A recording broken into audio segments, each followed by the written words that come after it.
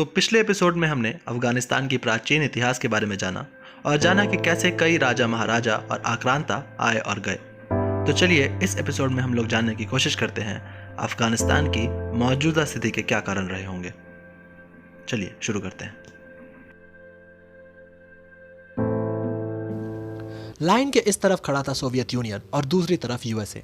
ये दोनों देश क्रिकेट के मैदान पर उतरी इंडिया पाकिस्तान की टीमों की तरह हो चुकी थी, जिनमें हर 10 ओवर बाद मैच पलटना चाहता था कोई। कभी सोवियत संघ यूएसए का विकेट ले लेता था तो कभी यूएसए सोवियत की नो बॉल पर छक्का जड़ देता था। ऐसी ही एक फ्री हिट लेने के चक्कर में यूएसए ने तालिबान को जन्म दे दिया।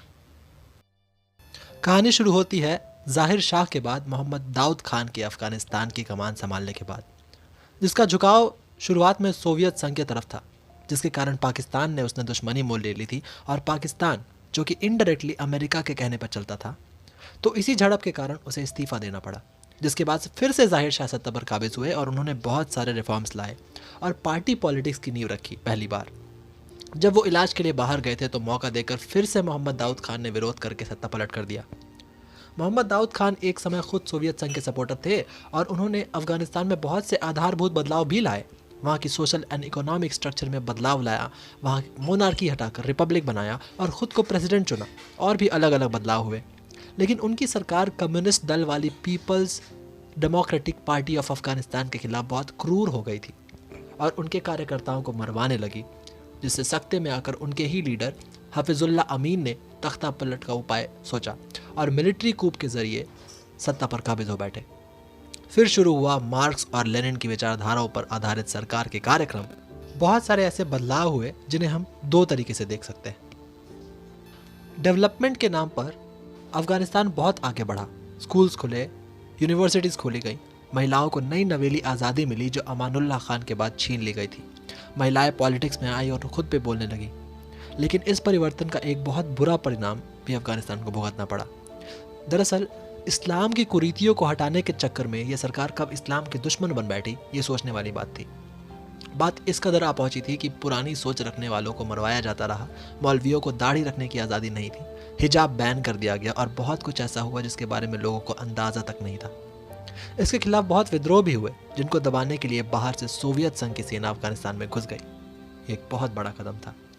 वहाँ के लोगों को लूटा गया, महिलाओं के साथ बलात्कार किए गए और हज़ारों की तादाद में हत्याएं हुई, जिसके कारण कई लोग वहाँ से भागकर पाकिस्तान और भारत में शरणार्थी बने। मौके का फ़ायदा उठाकर अमेरिका ने वहाँ के इस्लामिक कट्टरपंथियों को जगाया और वही फेमस डायलॉग कहा जिस डायलॉग से पूरे देश और दुनिया भर के नेता अपनी रोजी रोटी चलाते हैं, तुम्हारा धर्म खतरे में है, your religion is in danger. बस यहीं से शुरू हुई तालिबान की कहानी। तालिबान के हाथ में सोवियत संघ के खिलाफ लड़ने के लिए बंदूकें थमा दी गईं और उन्हें पश्चिमी अखबारों में जाबाज लड़ाकों की उपाधि दी गई, जिसमें बिन लादेन जैसे नाम शामिल थे। अंतर्राष्ट्रीय दबाव में आकर सोवियत संघ को अफगानिस्तान से जाना पड़ा और वहाँ तालिबान ने जड़ पकड़ ली। जहर ने जहर को काट तो दिया था, लेकिन इस जहर का नुकसान अमेरिका को भी हुआ।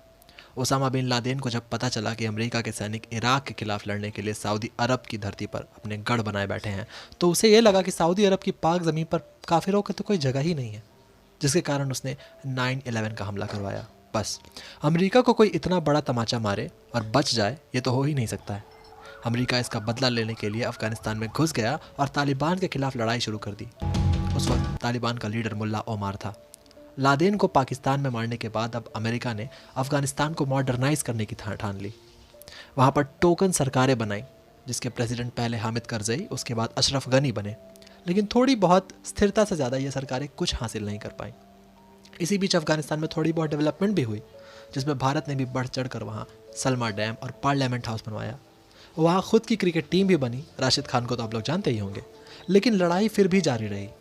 20 साल तक लड़ाई करने के बाद अमेरिका को भी सिकंदर और रशिया की तरह ये तो समझ आ ही गया होगा कि अफगानिस्तान की धरती पर घुसना तो आसान है, पर वहाँ से निकलना बहुत मुश्किल। अरबों रुपए खर्च हुए, संसाधन खर्च हुए, देश विदेश की नीतियाँ बनी, लेकिन कोई रास्ता नहीं निकला। आखिरकार प्रेसिडेंट जो बाइडेन को यह ऐलान करना पड़ा कि अमेरिका खुद ही अफगानिस्तान को तालिबान के हवाले कर रवाना हो जाएगा। इसकी तारीख पहले मई, बाद में अगस्त या सितंबर में रखी गई थी, लेकिन तालिबानियों ने उससे पहले ही काबुल पर धावा बोल दिया और अफगानिस्तान को हथिया लिया। अफगानिस्तान की इस धरती का भविष्य क्या होगा, यह तो वक्त ही बताएगा।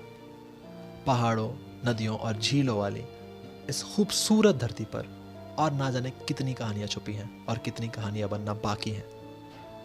इतिहास की कहानियों को तो हमें जान लिया, भविष्य में क्या होता है यह भी वक्त के साथ हमें पता चल ही जाएगा। तब तक के लिए देखते रहें न्याय न्यूज़।